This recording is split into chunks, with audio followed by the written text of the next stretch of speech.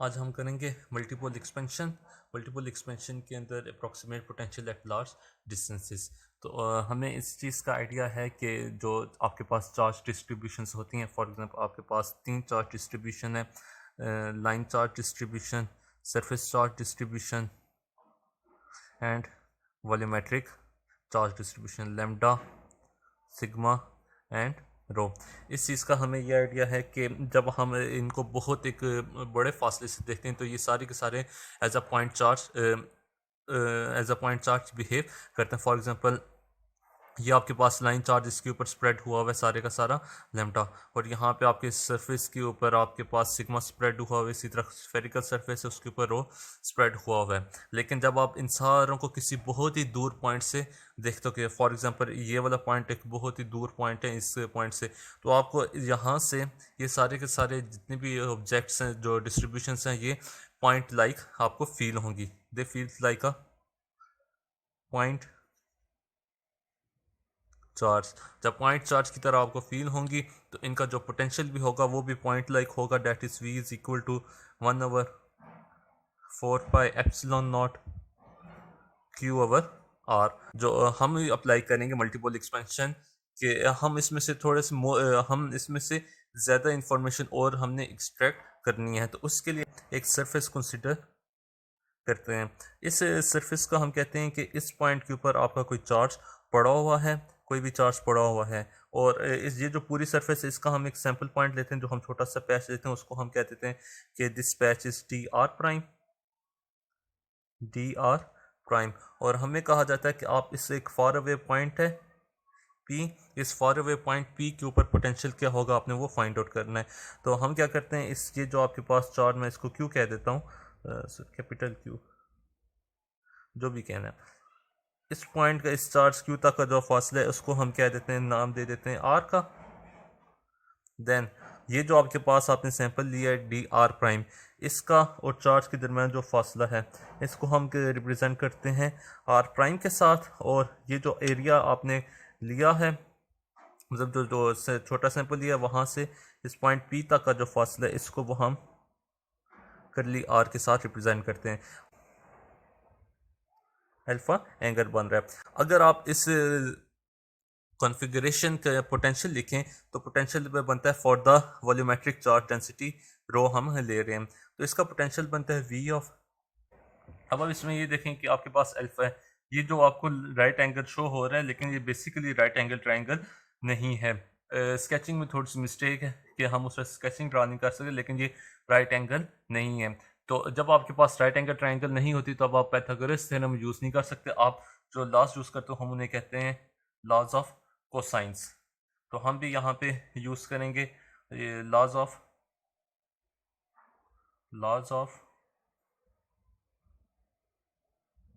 Cosines. तो according to laws of cosines हमारे पास रिलेशन बनता है करली आर स्क्वायर। अब इसमें से आर करली R square is equal to, ये आर स्क्वायर सारों में से कॉमन ले लें आप। अगर हम इस टर्म का स्क्वायर रूट लें तो ये बन जाती है आर स्क्वायर का अंडर रूट लेंगे तो ये सिंपल आर बचेगी, इस आर स्क्वायर का अंडर रूट सिंपल आर, और इसके ऊपर सारे का सारा स्क्वायर रूट आ जाएगा 1 plus R prime over R square minus 2 R prime over R cos of alpha. ये आपके पास टर्म आ गए। हम एक सपोजिशन लेते हैं कि ये वाली जो टर्म है R prime over R square minus 2 R prime over R cos alpha, इसको हम एक नए कांस्टेंट के इक्वल ले लेते हैं, इसको हम नाम दे देते हैं epsilon is equal to R prime over R whole square minus 2 R prime over R cos of alpha. ये इसकी इक्वल है, जब ये इसके एप्सिलॉन के ऊपर हो गया तो ये वाली सारी टर्म आपके पास बन जाएगी R is equal to R under root 1 plus epsilon. अब हम इसका रेसिप्रोकल लेंगे। जब हम इसका रेसिप्रोकल लेते हैं तो ये मेरे पास आ जाता है 1 over R is equal to 1 over R 1 plus, sorry इसको मैं ऐसे लिखूँगा 1 plus epsilon power minus 1 over 2। Square root की पावर +1/2 होती है। जब रेसिप्रोकल लिखूंगा डिनोमिनेटर में आ जाएगा तो उसको मैं लिख सकता हूँ -1/2। अब ये रेसिप्रोकल लेने का मकसद ये है कि इस टर्म के ऊपर मैं बाइनोमियल एक्सपेंशन अप्लाई कर सकूँ। तो जब मैं बाइनोमियल एक्सपेंशन अप्लाई करता हूँ तो ये टर्म आ जाएगी 1/r, ये एज इट इज़ आ जाएगी divided by 1 into equal to 1/r। अब इसकी जब मैं बाइनोमियल एक्सपेंशन अप्लाई करता हूँ तो ये बन जाता है 1 माइनस 1/2 एप्सिलॉन प्लस 3/8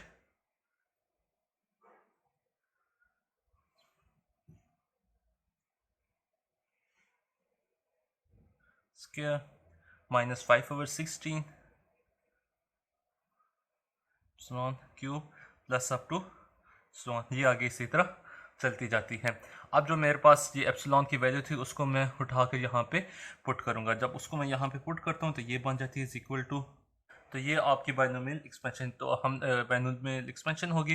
ये हमने इसलिए लिया था कि ताकि यहाँ पे हम इजीली बाइनोमियल एक्सपेंशन कर सकें। फिर अगेन हमने वैल्यू को पुट कर दिया है।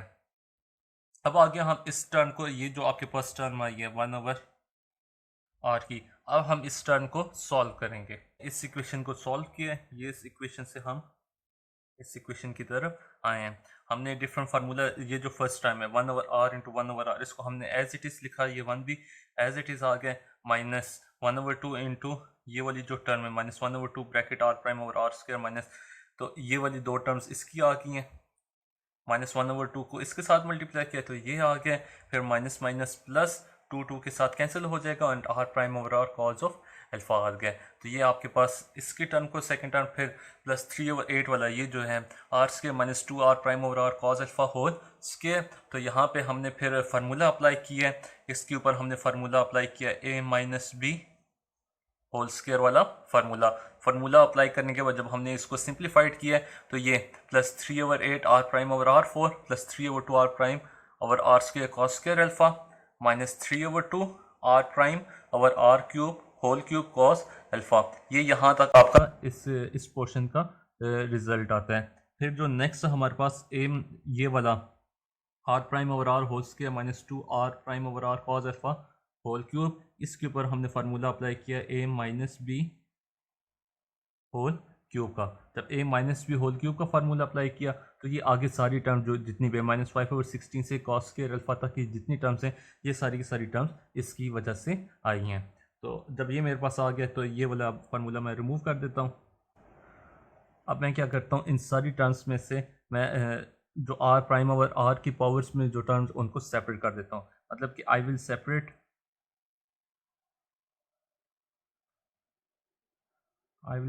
Out the terms in power of r prime over r। जब मैं इनमें से सारी टर्म्स को सेपरेट आउट करता हूँ तो मेरे पास जो एंड रिजल्ट बचता है वो आता है in Laplace equation for the spherical coordinates. वहाँ पे हमारे पास लेजेंडर पॉलिनोमियल्स आ रहे थे, तो उसमें रॉड्रिक्स फार्मूला को यूज़ करके लेजेंडर पॉलिनोमियल जो हमने निकाला था, P0x को इक्वल लिया था हमने 1 के, हमने ये ड्राइव किया था। इसी तरह P1 ऑफ x इक्वल आया था आपके पास x के, P2 ऑफ x इक्वल होता है 3x square minus 1/2, then P3 of x is equal to 5x cube minus 3x divided by 2 के। P0 अगर मैं लिखता हूँ P0 कॉज अल्फा तो वो भी इक्वल होगा 1 के। P1 कॉज अल्फा मैं लिखता हूँ तो यहाँ पे x की जगह आ जाएगा कॉज अल्फा, वो ये वाली टर्म आ गई है।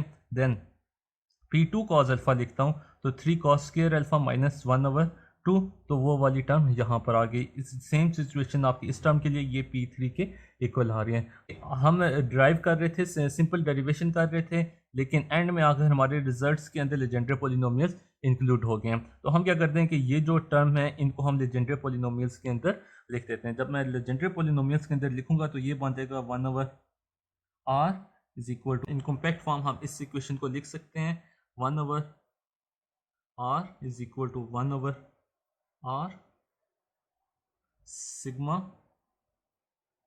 n is equal to 0 to infinity R prime over R की power n P N cos of alpha.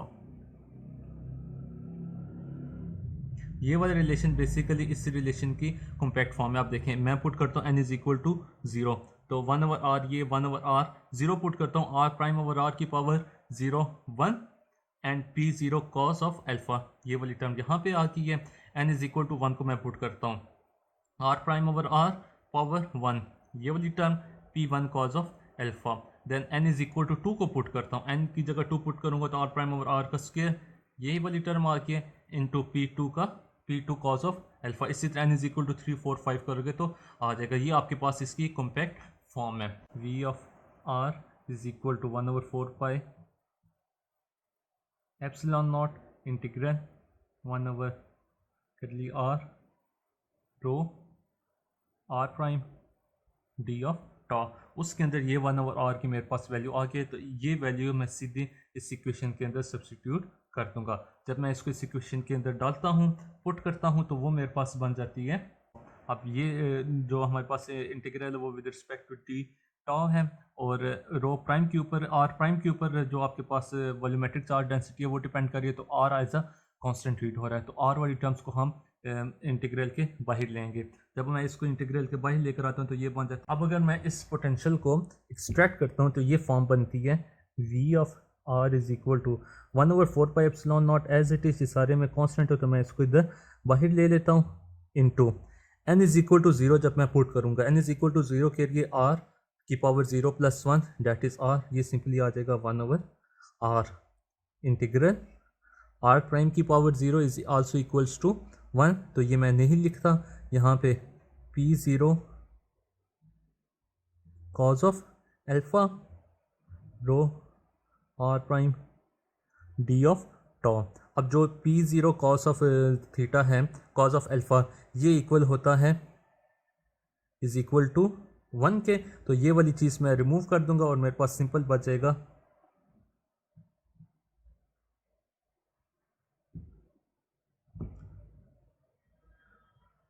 Row of R prime D of tau.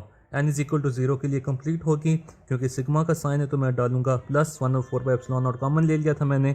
अब पुट करूंगा n इज इक्वल टू 1, तो ये बन जाएगा 1 डिवाइडेड बाई r की power 1 plus 1 is equal to 1 over R square, into इसी तरह are prime की पावर 1 अब होगी, दिस इज r1। तो जब आप यहाँ पे p1 कॉज ऑफ अल्फा आ जाएगा, p1 कॉज अल्फा इक्वल होता है कॉज अल्फा के, तो वो एंगल आप लिख दोगे इधर cos alpha rho R prime D of tau. अब हम पुट करेंगे n इज इक्वल टू 0 भी हो गया, n इज इक्वल टू 1 भी पुट कर दिया, हम पुट करते हैं n इज इक्वल टू 2। जब मैं n is equal to 2 put करता हूँ तो ये वाली इक्वेशन बन जाएगी, फर्स्ट टर्म आ रही है ये वाली 1 over R rho R prime D of tau. ये आपके पास एक सिंगल चार्ज को रिप्रेजेंट करता है, mean this is a monopole term. फिर और ये इसकी डिपेंडेंस हमें पता है, जो potential for a single charge हम लेते हैं वो 1 ओवर आर ले लेते हैं, लेकिन जब हमारे पास दो चार्जेस उनके कपल होके आते हैं, उनका डाइपोल बनता है, तो उनके साथ 1 ओवर आर स्क्वायर आ जाता है। तो ये जो आपके पास सेकंड टर्म है ये रिप्रेजेंट कर रही है आपकी डाइपोल टर्म को। फिर जब आपके पास जो डिनोमिनेटर में r है उसकी पावर बन जाती है r क्यूब, तो वो आपकी रिप्रेजेंट करती है क्वाड्रापोल को। ये वाली टर्म फिर आपकी रिप्रेजेंट कर रही है क्वाड्रापोल। तो आप देखें जो हमारा टॉपिक था मल्टीपोल एक्सपेंशन, हम शुरू हुए थे इस रिलेशन से जो मोनोपोल का रिलेशन है। इस रिलेशन को जब आके हमने एक्सपेंड किया और एट अ लार्ज डिस्टेंस से एक्सपेंड किया, तो वही रिलेशन हमें दे रहा है मोनोपोल का एक्सप्रेशन भी दे रहे हैं, हमें डाइपोल का एक्सप्रेशन भी दे रहे हैं, इसी तरह हमें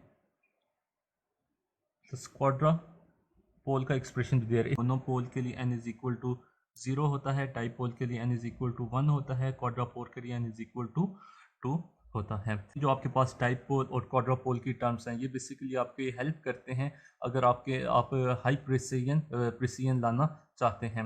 तो मैं यहाँ पे एक लाइन लिख सकता हूँ कि dipole and quadrupole terms helps us to improve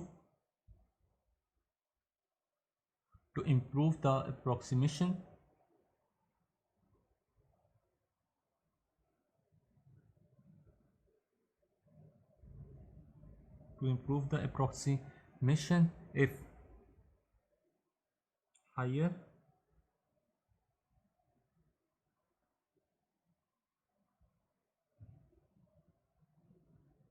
precision is required.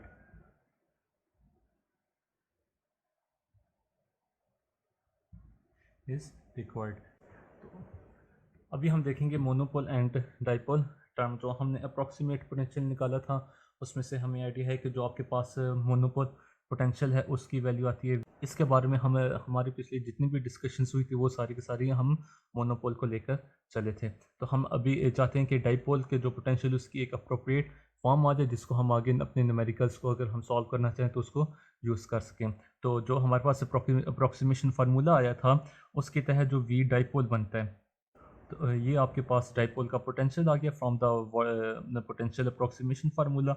अब यहाँ पे ये आपके पास रिलेशन है R prime cos of alpha.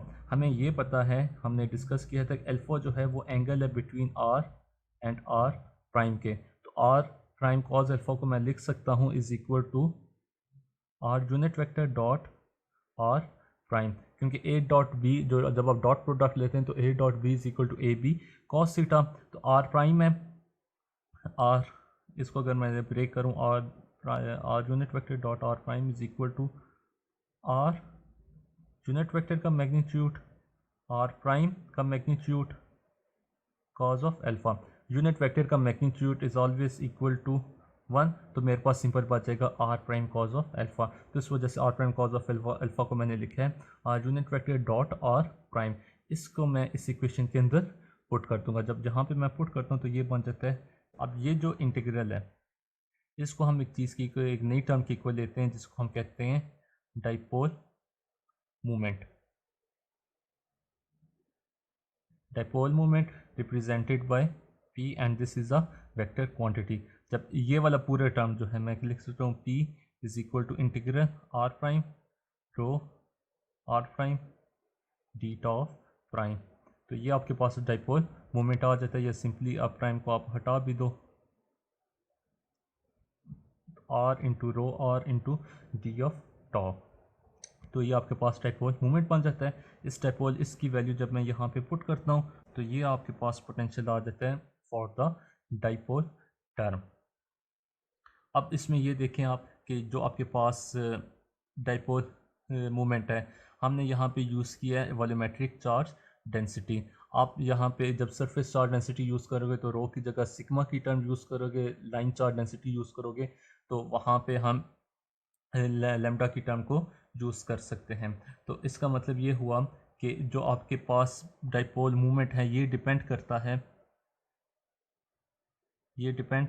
है ज्योमेट्री के ऊपर, साइज़। और ज्योमेट्री के अंदर क्या आ जाता है, ज्योमेट्री के अंदर आपका आ जाता है size of the conductor, shape of the conductor and density of the conductor और द मटेरियल। अगर डाइपोल मोमेंट डिपेंड करता है ज्योमेट्री के ऊपर तो इसका मतलब है कि जो आपके पास डाइपोल मोमेंट डाइपोल का जो पोटेंशियल है वो भी डिपेंड कर रहा होता है ज्योमेट्री के ऊपर।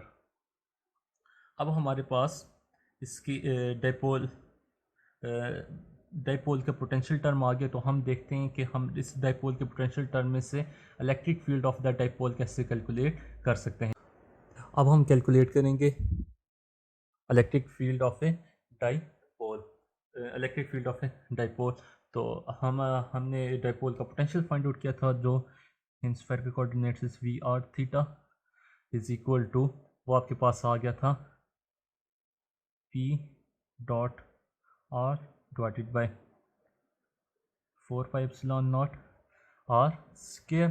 तो P डॉट R का जब मैं डॉट प्रोडक्ट लेता हूँ तो R का unit vector simply 1, unit vector का मैग्नीट्यूड सिंपली 1 होता है। तो ये मेरे पास आ जाएगा P cos theta divided by 4 pi epsilon naught r square, then V r theta is equal to P cos theta over are.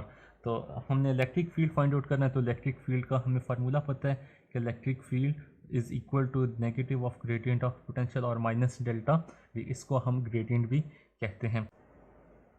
We are using spherical coordinates. Spherical coordinates मतलब 3 होते हैं, एक R, theta and phi. Radial component, angular component, azimuthal component. तो आपके पास जो E R है उसको आप लिख सकते हो minus partial V over partial R. इसको जब आप इस वी की जब आप with respect to R derivative लोगे तो ये आपके पास P cos theta 4 pi epsilon naught as a constant treat होगा। P cos theta over 4 pi epsilon naught constant, और आप लोगे partial over partial R 1 over R square, ये माइनस साइन भी आ जाएगा।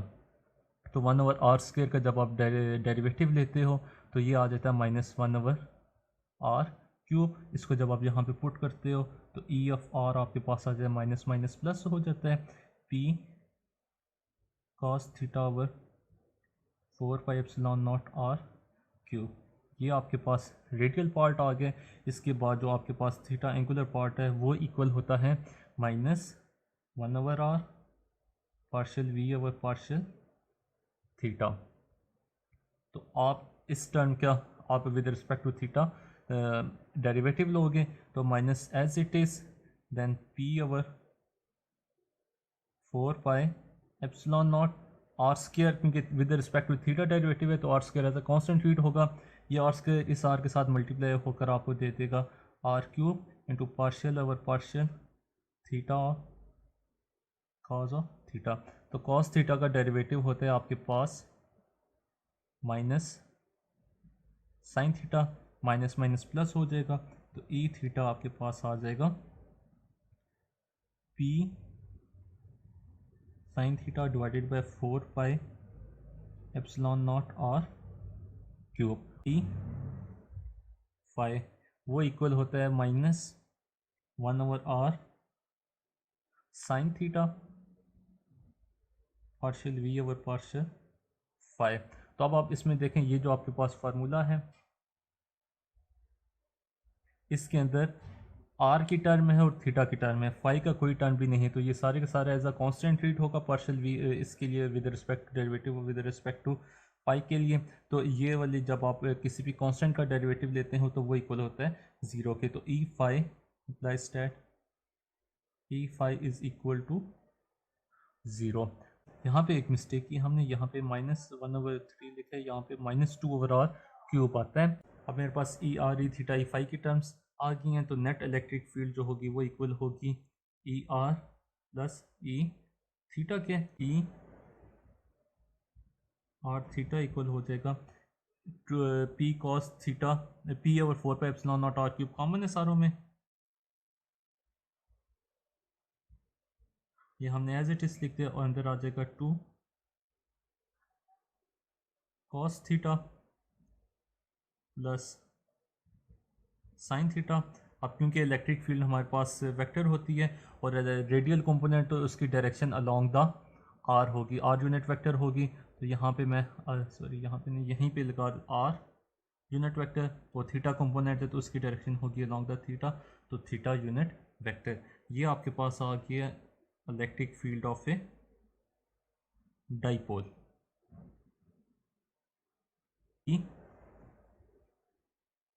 Dipole varies as 1 over R cube. जो आपके पास मोनोपोल है जो सिंपल पॉइंट चार्ज है वो उसका रिलेशन आता है 1 ओवर आर स्क्वायर के साथ, लेकिन डाइपोल में आर क्यूब आ जाता है। जैसे हमने कैलकुलेट कर लिया electric field of a dipole.